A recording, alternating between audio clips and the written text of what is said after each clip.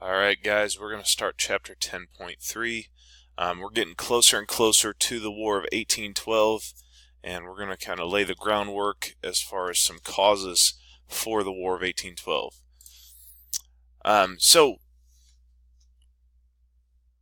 Election of 1800 happens, the Federalists are out of power, President Jefferson takes over, and he has kind of a hands-off approach when it comes to how the government interacts with the people. So under that type of a condition, the economy is going to start to do really, really well.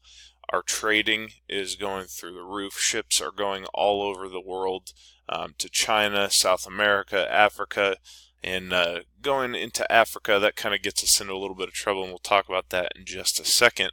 But we're trading for silk, spices, and other manufactured goods. We also have a lot of raw materials that we have to offer other countries, especially other industrialized countries. And that means that they have the ability to produce those goods. So we're moving these supplies all over the world, and we're moving some of those supplies for countries that are at war. And the two that come to mind, or should come to your mind, are Britain and France. This constant conflict that they are in with each other for a very, very long time, on and off for years. It's going to start affecting the United States economy. So while things are going good, our economy is doing really well, and while we're not being stopped and our ships being taken and our sailors being impressed into the navies of these different countries, specifically Britain and France, our economy is doing really well.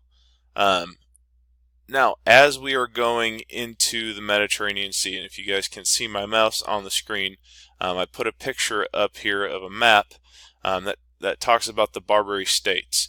And so we're going to get into it with the Barbary pirates. One of the things that's happening as we are trading all over the world, piracy starts to become really, really popular for a lot of places.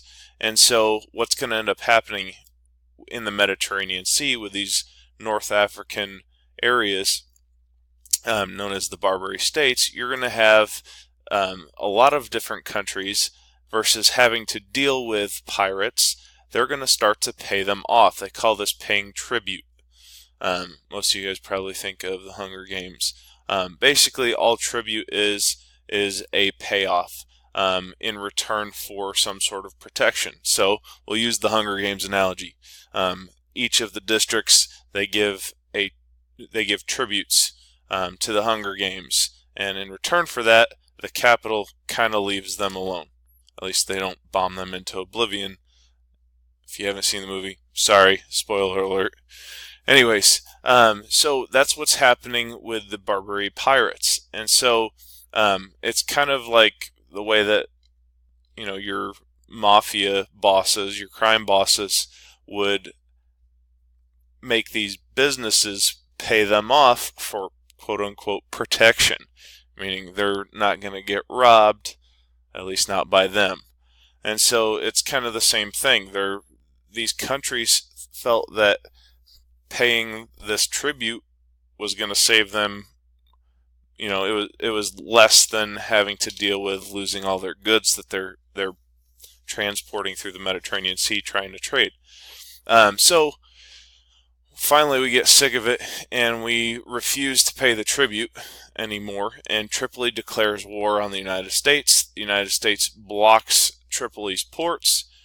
Tripoli ends up capturing the Philadelphia, which is one of our warships. And so instead of and they also capture our crew. So Stephen Decatur leads a crew to try and destroy the Philadelphia, which they were successful in doing. And so the war ends with Tripoli promising not to charge the United States again, but we did have to pay $60,000 to Tripoli. So that's something to keep in mind. So we end up technically winning that, and it kind of solves the issue of at least the Barbary pirates. But we still have some other issues when it comes to trading. So some of those problems with trading is Britain and France. Again, they're at war with one another. They're at each other's throats. We're trying to stay neutral between the two. Think of it like your two best friends fighting with one another, and you're getting caught in the middle. That's kind of like what was going on with us. So we're trying to trade with both countries. We're trying to remain neutral. They're both getting mad at us. They're threatening to search U.S. ships destined for enemy ports, which they did do. And so both countries, they begin to violate these neutral rights, and U.S. merchant ships heading to those enemy ports are stopped, and the cargo is seized. And in some cases, we have sailors that are on these merchant vessels forced into the British Navy. And so that creates some major problems. Now, we call that impressment. So when they're forcing sailors into their navy. So England, they needed sailors for war. A lot of their men had deserted, meaning they left their posts. They signed up for it. The conditions were so terrible, they were so desperate that they abandoned their post and they took off, never to be never to be heard from or seen again. If you were caught as a deserter, most of the time you were executed. So they definitely made a point to try and not be seen or heard from again. So again, forced impressment is forcing people to serve in the military. They went aboard U.S. ships and they took deserters. Okay, these deserters are people that weren't deserters. They're just claiming they were so they could take these men and force them into their navy. Again, they're desperate for sailors to fight their naval war. Most of these guys were natural-born citizens. So they were citizens of the United States. They attacked the Chesapeake, which was a U.S. ship. They stopped them. They refused to allow the British on board, and the British killed 3 Americans and wounded 18. The Americans wanted war, but President Jefferson did not. At this point, we kind of knew that we were going to go to war, but we weren't exactly sure which enemy we were going to be fighting, the British or the French.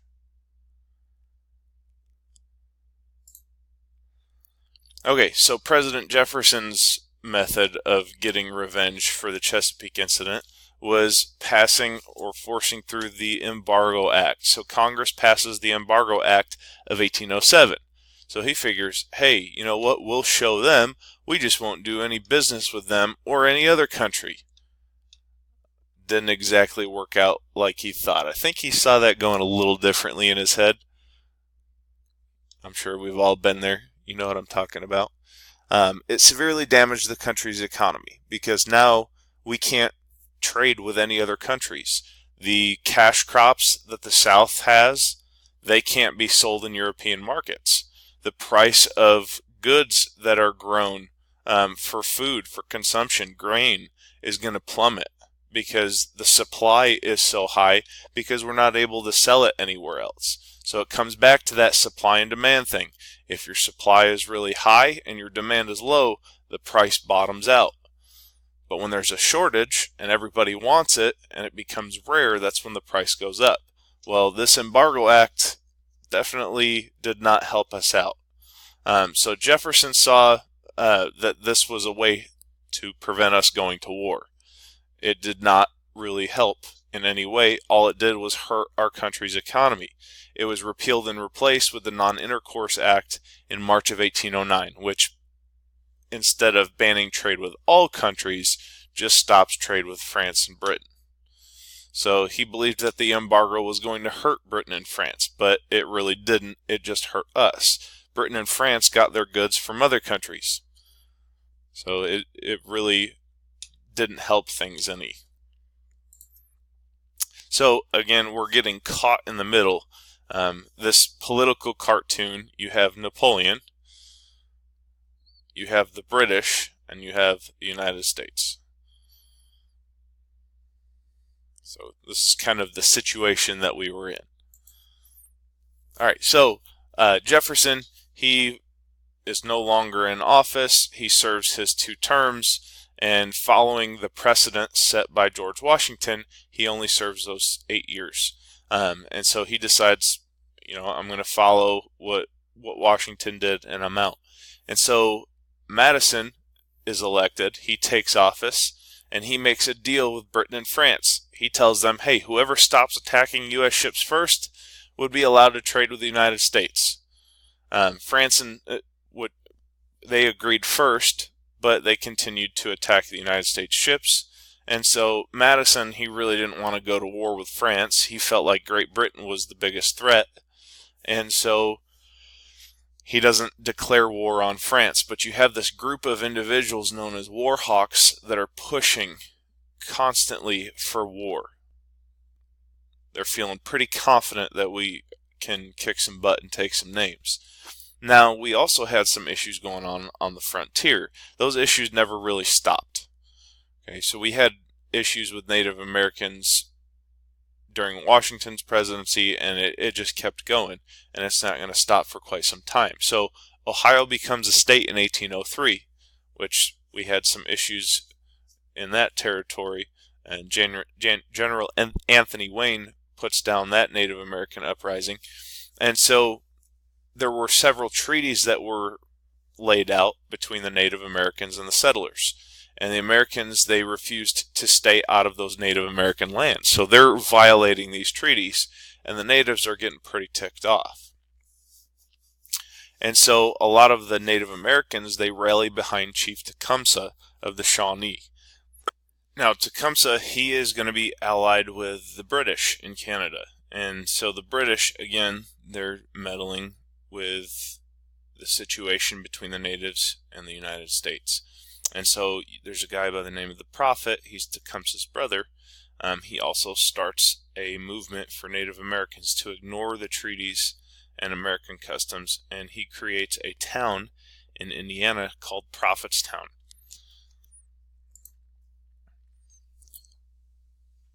Now, we're going to have a situation. We're going to have a battle. It's called the Battle of Tippecanoe.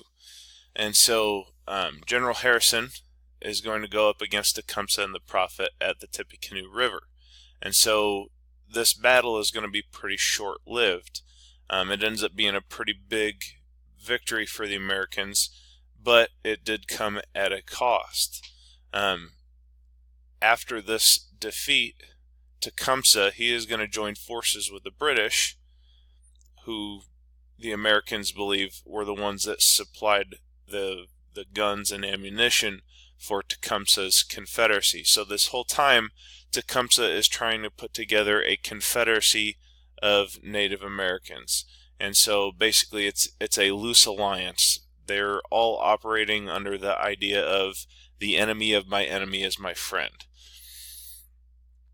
So they're going to join up with the British. They're going to join together as a group, and by the end of it, you have a bunch of different Native American tribes that all coalesce or group together behind Tecumseh. And so I had mentioned earlier that we have a group of individuals known as war hawks. And so these are younger generation Republicans in Washington, D.C. They're led by Henry Clay, who we're going to be talking about a lot, and John Calhoun. You have Southerners and Westerners that are in favor of going to war, and they see this as an opportunity. The Southerners see this as an opportunity to gain territory in the South, so push towards Florida, and the others, the Westerners, saw this as an opportunity to take land in Canada. And so this renews a sense of nationalism or loyalty to one's country. And so they want to kind of prove that, the United States is pretty awesome, and you know what, we're going to defeat anybody who stands in our way. So not everybody wants war, though. That's the problem. You have the Federalists in the Northeast that remained against war. But eventually, this is something that's not going to be able to be avoided. The British, they keep attacking our ships, and eventually we don't want to take